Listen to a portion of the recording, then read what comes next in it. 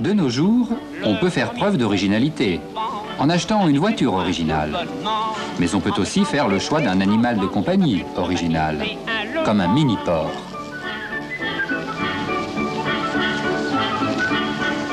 L'autre, le second, est amusant, en boîte de mérisson et de son violon. Aujourd'hui, 30 millions d'amis vous présentent cette nouvelle race qui n'est pas encore une mode. Mais cette recherche de l'originalité à tout prix est-elle compatible avec l'affection sincère que l'on doit offrir à son animal de compagnie? D'où vient cette race? A-t-elle été créée naturellement? Est-il bien raisonnable de rechercher dans d'autres races l'affection que chiens et chats, par exemple, nous donnent quotidiennement? Autant de questions que nous nous sommes posées après avoir appréhendé le premier avantage du nanisme, qui est le fait, bien sûr, d'occuper moins de place.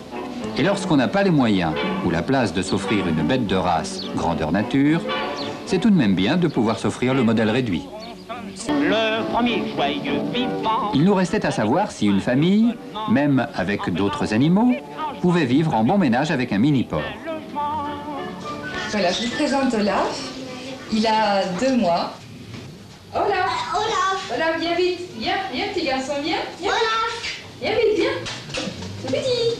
Viens vite! Viens, petit! Voilà, moi j'ai été charmée par ce petit cochon-là.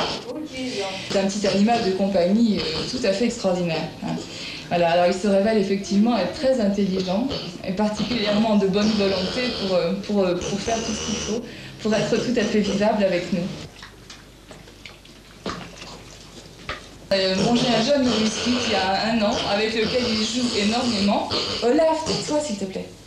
Avec lequel il joue énormément, avec lequel il s'entend très bien. Avec le chat, ça va pas très bien. Avec la plus grande de mes filles aussi, ça va très très bien. Et je crois qu'il a beaucoup aimé ça. Hein, il est très gentil. Alors, bon, question de propreté, bah, comme tous les petits animaux, on n'en est pas encore à une propreté parfaite. Après les repas, j'essaie de le mettre dans le même endroit pour qu'il comprenne que c'est là qu'il doit aller et il commence à comprendre. On peut tout à fait éduquer le mini-porc à se promener avec son maître. Je pense que d'ailleurs ce n'est pas sans un certain chic que de se promener sur les Champs-Élysées avec un mini-porc.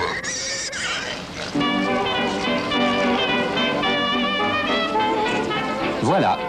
Maintenant, vous ne pourrez plus faire l'étonner. Bientôt, ce genre de rencontre pourrait devenir banal.